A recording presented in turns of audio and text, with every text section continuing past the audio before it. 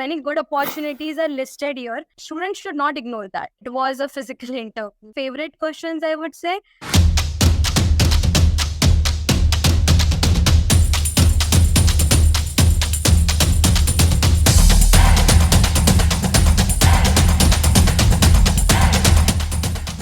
Hello everyone, welcome back to my channel, and today we have with us Nidhi Dedhia. She is a company secretary and right now she is pursuing her CS management training from Hindalco Industries.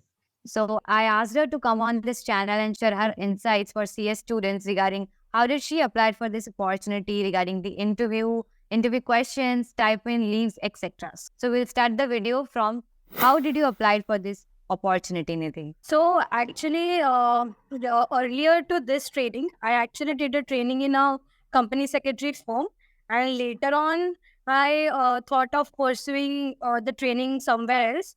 So for that, first I kept on searching on the LinkedIn profile, ICSI placement portal, etc. But for this particular training, I found it on the ICSI placement portal. I applied from there, and then I got a call from them for the interview. Okay, so you got this opportunity on ICSI portal. Yes. So from your perspective, what do you think? Generally, CS student might ignore these opportunities on the portal and they, keep on searching on LinkedIn and other ways, but the opportunities are there on the institute's portal as well, right? So actually, the institute portal is very helpful. Actually, I would suggest everyone to register there also. Like you can keep on searching on the other platform is there, but our own institute's platform cannot be ignored for that matter. So many good opportunities are listed here, not only for the training but also for the job. I have seen that few good companies and few good opportunities are listed there with the background of your job description, stipend, everything is listed. All the details are there, and you have to just by a click of a button, you can just simply apply. So it's very easy. So students should not ignore that. Oh, this was new for me that you also get the job opportunities as well on the institute's portal. That's really great. I think students should never ignore the institute's portal. Now let's move on to the next question. So how many interview rounds were there for your opportunity at Hindalco? Okay, for the opportunity at Hindalco, there were only 2 rounds of interview. So one with middle level CS, like the whom I was supposed to report, and the one prior to that was a telephonic casual interview, and then they called me for the main interview. So maybe the process has shortened, and during my time, maybe because it was I applied there during the COVID period. So maybe the rounds of interview were less, but in normal times there are usually 3 rounds of interview undergone. Yeah.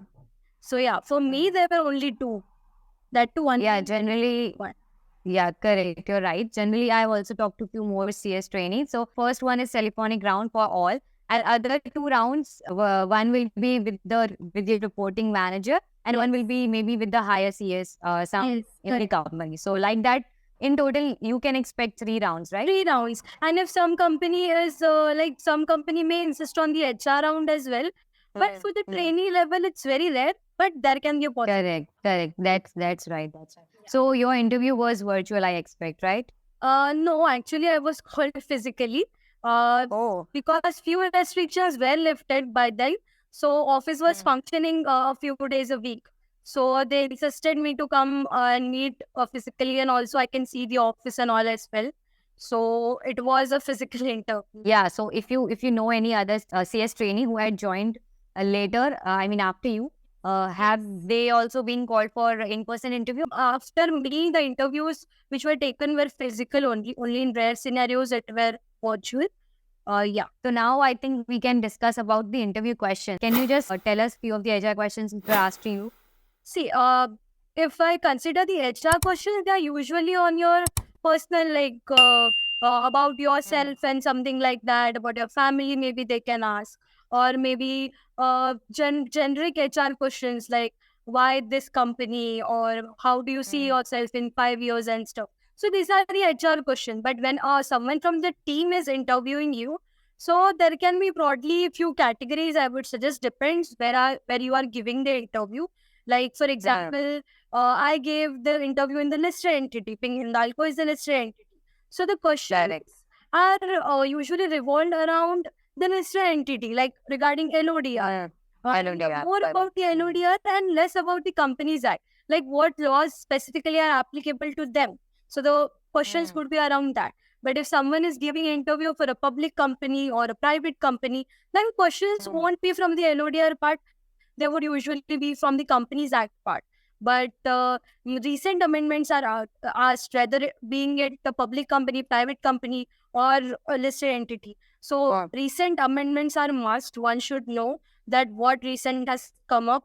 Then if you are going for an interview, it's essential that you have a fair idea about that company. Like, what does that company do? Who are the board of directors? Who is the main company secretary, compliance officer, MD, CFO? Who are they? And you should know about them. Usually, some people do ask that, do you know about the company? Have you read about us before? What type of work do we do? Do you know? Do you have an idea? They do ask sometimes that how well you have researched about them, because they also want to know that. So other than that, for the most favorite questions, I would say that till when I gave the interview until now, what I see, my favorite questions are the related party transaction, whether it be from a company's point of view or LODR point of view.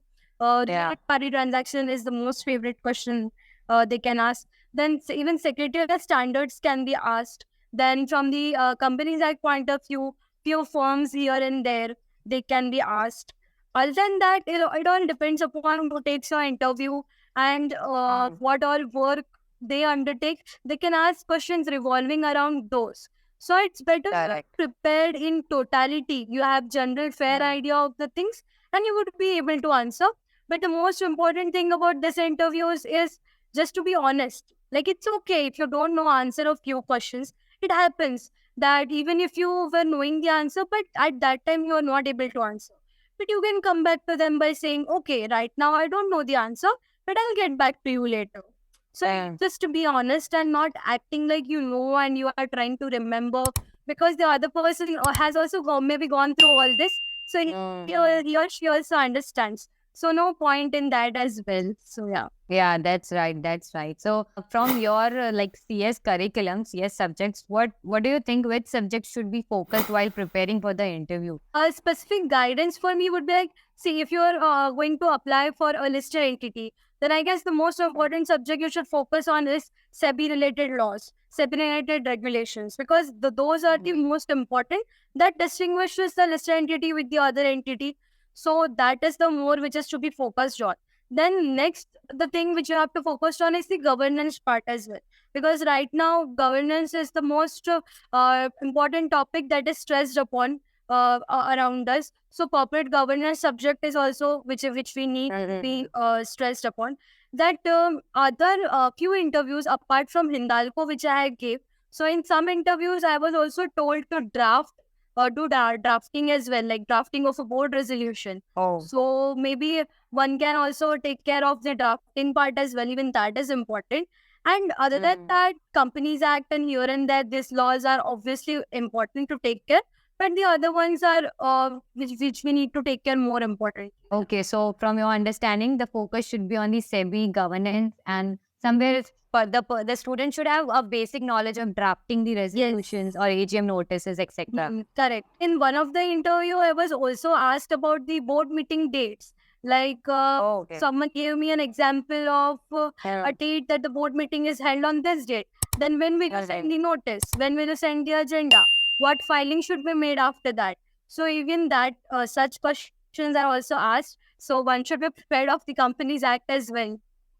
Yeah, so the technical knowledge should be very sound. Yes. You have to imply that your knowledge, theory knowledge to that practical scenario and tell them the actual date. Hearing the questions now, let's move to the study leave. So have you completed your exams before joining or after joining? Yes. So actually what happened is in my first training which I did in the PCS firm, so at that time my results were not out, but I had already attempted the exams, final exams. So after that, my result also came, and then I made a change to the company. So before joining the company, my exams were all cleared. So I did not have a study leave for CS part, but my LLB was going on with that. So I had few leaves here and there for the LLB exams only.